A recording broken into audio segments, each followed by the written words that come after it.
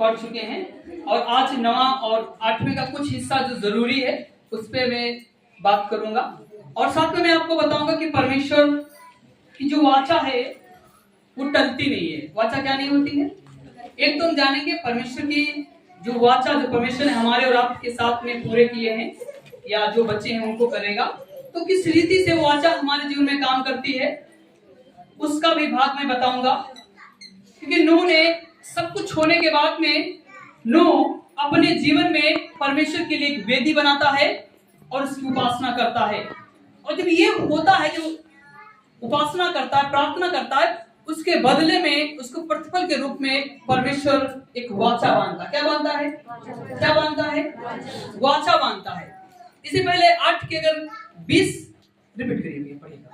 तब नूह ने यहोवा के लिए एक वेदी बनाई। जी, एक वेदी बनाई और सब शुद्ध पशुओं, जी हाँ, और सब शुद्ध पक्षियों में से जी कुछ लेकर वेदी पर होमबलि चढ़ाया। सुनिएगा, इस पर यहोवा ने सुखदायक सुगंध पाकर सोचा, जी मनुष्य के कारण मैं फिर कभी भूमि को साफ न दूंगा। परमेश्वर कहता है मनुष्य के कारण मैं कभी फिर श्राप न दूंगा। यद्यपि मनुष्य के मन में बचपन से जो कुछ उत्पन्न होता है, यद्यपि जो कुछ बचपन से उत्पन्न होता है वो बुरा ही होता जी हाँ। है। तो भी जैसा मैंने सब जीवों को अब मारा है वैसा उनको फिर कभी न मारूंगा। एक परमेश्वर यहाँ पे एक बदलाव को लेकर आता है, एक योजना को लेकर आता है और कहता है कि मैंने जो कुछ किया है अब ऐसा दोबारा नहीं करूंगा। आपको पता है इसमें सबसे बड़ी बात है, नूह वेदी बनाता है, नूह प्रार्थना करता है, नूह तमाम और काम करता है जो इसके वेदी से संबंधित हैं। लेकिन ये वेदी और बलिदान करना, पुराने नियम में जितने बलिदान दिखाए गए हैं, मेमने का बलिदान करना, पक्षी का बलिदान करना या किसी और चीज का बलिदान करना, बलिदान नए नियम में यीशु मसीह को इस पुराने नियम से जोड़ता है। क्योंकि ये प्रवेश मसीह की एक छवि थी, एक छाया थी कि देखो जैसे मेमना बलिदान किया जाता है, जैसे मेमने का लहू बहता है, ऐसे ही आने वाले दिनों में जो परमेश्वर आएगा वो अपने आप को बलिदान करेगा और उसका भी लहू बहाया जाएगा आपके और हमारे पापों के लिए। पुराना नियम में जहां कहीं आप बलिदान पढ़ते हैं, जब लिखा है कि अब्राहम ने भी बलिदान चढ़ाया, नूह ने भी बलिदान चढ़ाया, नूह जो है वो प्रवेश मसीह क्या प्रतिबिंब है। क्या है? क्या है? नूह की जो कह सकते हैं जिसका बलिदान चढ़ाना है, यीशु मसीह को डायरेक्टली तो नहीं दिखाता है, पर एक कहीं ना कहीं प्रवेश मसीह का एक प्रतिबिंब दिखता है, छाया दिखती। क्या दिखती है? क्या दिखती है? किस तरह से कि जो बलिदान था पुराने जमाने में या नूह के जमाने में, वो डायरेक्टली किसको दिखाता है? प्रवेश मसीह को। किसको दिखाता है? मेरे प्रियो, मैं कहना चाहता हूं हमारा बलिदान जो पुराने नियम का था वो यीशु मसीह के आने के बाद में समाप्त हो गया, क्योंकि परमेश्वर ने अपने आप को बलिदान, अब हमें किसी का बलिदान चढ़ाने की आवश्यकता, आप किसी प्रकार के बलिदान की आवश्यकता नहीं है। क्यों? कि यीशु मसीह ने अपने बलिदान को किसके लिए? किसके लिए? आपके लिए, कि आप एक जान पाए, एक जीवन पाए और बहुतायत का जीवन पाए।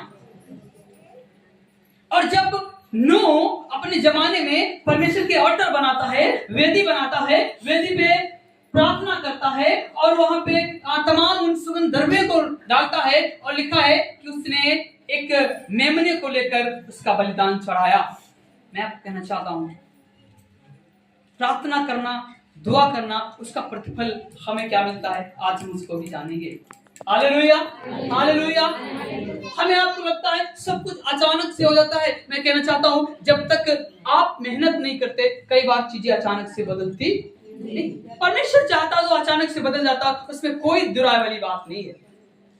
पर नूह ने वेदी बनाई अर्थात उपासना की, प्रार्थना की। मैं आपको कहना चाहता हूं आप नूह के जीवन को ले लें, आप अब्राहम के जीवन को ले लें, आप इसहाक के जीवन को ले लें, आप मूसा के जीवन को ले लें, सब ने क्या किया? क्या किया? प्रार्थना की। क्या किया? परमेश्वर के प्रति बहुत उत्तरदायी रहे। आपको पता है मूसा के जीवन में ऐसे नहीं होगा, ए मूसा हाथ बढ़ा समंदर 2 भाग हो जाएगा। यहाँ पे कठिन, यहाँ पे किसी से नहीं हुआ, पर मूसा ही क्यों? कह सकते हैं मूसा आज्ञाकारी था। कैसा था? कैसा था? कैसा था? आपको भी आज्ञाकारी और परमेश्वर मित्र बनना है। समंदर तभी सूखेगा जब आप आज्ञाकारी होंगे। इसका मतलब है आपकी परिस्थितियां तभी जाएंगी जब आप प्रभु से प्रार्थना करेंगे। और ऐसे ही नूह ने किया और नूह के परिवार ने किया और नूह बच पाया। और परमेश्वर कहता है और मैं ऐसा जल प्रलय और पृथ्वी पे दोबारा कभी नहीं लाऊंगा। हालेलुया। परमेश्वर के जहाँ पे बड़ी विपत्ति होती है ना, परमेश्वर वहाँ पे बड़ा काम करता है, बड़ी योजना बनाता है। विपत्ति जितनी बड़ी होगी परमेश्वर काम उतना ही बड़ा कर देता है। हालेलुया। आपको परीक्षा जितना कठिन आएगा, आप पास जब होंगे, आप उन नंबरों से निकलेंगे। आपको पता होगा जब हजारों लोग पेपर देते हैं उसमें कुछ परसेंट लोग ही पास होते हैं, सब नहीं निकल पाते। क्यों? परीक्षा कठिन थी और कठिन परीक्षा जो होती है बड़े प्रतिफल को देती है। हालेलुया। कैसे प्रतिफल को देती है? कैसे प्रतिफल को देती है? कठिन परीक्षा बड़े प्रतिफल को देती है ना? आपको पता है मास्टर तो सारी दुनिया बन जाती है, बीएड कर ले, हल्का फुल्का पढ़ ले और मास्टर बन जाते हैं। पर डीएम सब नहीं बन पाते, डीएम सब नहीं बन पाते, उच्च कोटि के अधिकारी सब नहीं बन पाते। आपको मैं बताना चाहता हूं, जिसको बेहतर बनना होता है उसको बड़ी परीक्षा का सामना करना पड़ता है। और जब बड़ी परीक्षा आपके जीवन में आएगा तो प्रतिफल भी कैसा आएगा? कैसा आएगा? बड़ा। कैसा आएगा? बड़ा, है ना? अब पता है आपको कक्षा 1-2 का पेपर देने को दिया जाए, लिखने को, क्या करेंगे? 100 में 100 लाएंगे। चुटकियों में कैसा करेंगे? 100 में 100 चुटकियों में कर देंगे ना। कक्षा 5 का 8 का पेपर दिया जाए, आप लिख देंगे, है ना? आप जानते हैं हमारे भारत की भाषा शैली क्या है, लगा देंगे हिंदी, है ना? आपको पता है कि हमारे भारत देश का प्रधानमंत्री कौन है, लगा देंगे प्रधानमंत्री मोदी। ये आसान है आपके लिए। पर यदि आप कल्पना करें, आपके लिए यदि वास्तव में एक आईएएस का या इंडियन लेवल कोई सर्विस का कोई एग्जाम दिया जाए तो आपका दिमाग घूम जाएगा। क्यों? आप बस की बात नहीं है। मैं आपको बताना चाहता हूं, परिस्थिति जितनी बड़ी होती है प्रतिफल उसका उतना ही बड़ा आता है। हालेलुया। परिस्थिति जितनी बड़ी होती है प्रतिफल उतना ही बड़ा आता है। क्यों? नूह के जमाने से देखिए, नूह ने क्या किया? वेदी बनाई। क्या किया? क्या किया?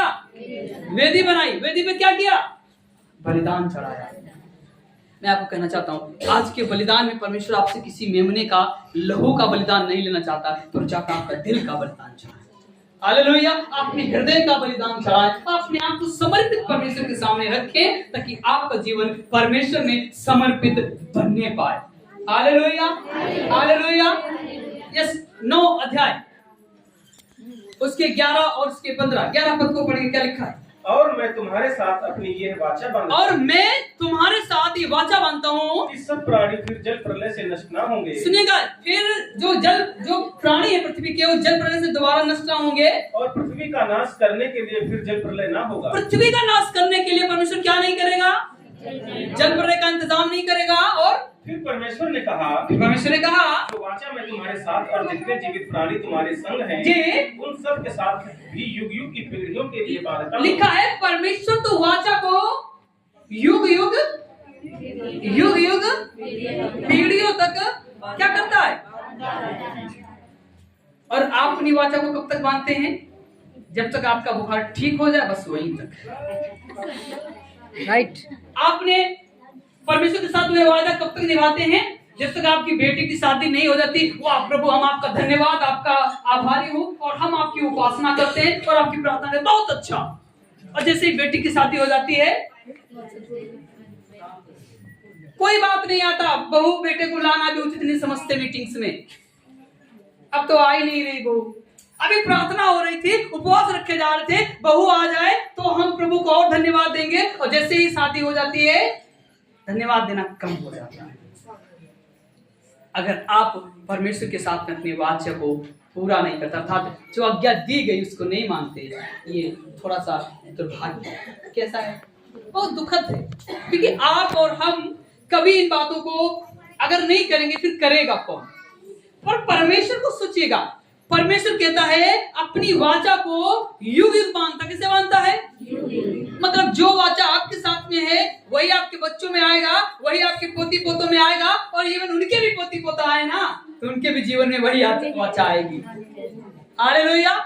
परमेश्वर ऐसी वाचा की बात करता है, पर मनुष्य बुखार ठीक हो जाए तभी तक हालेलुया, बाकी का कोई वाचा नहीं।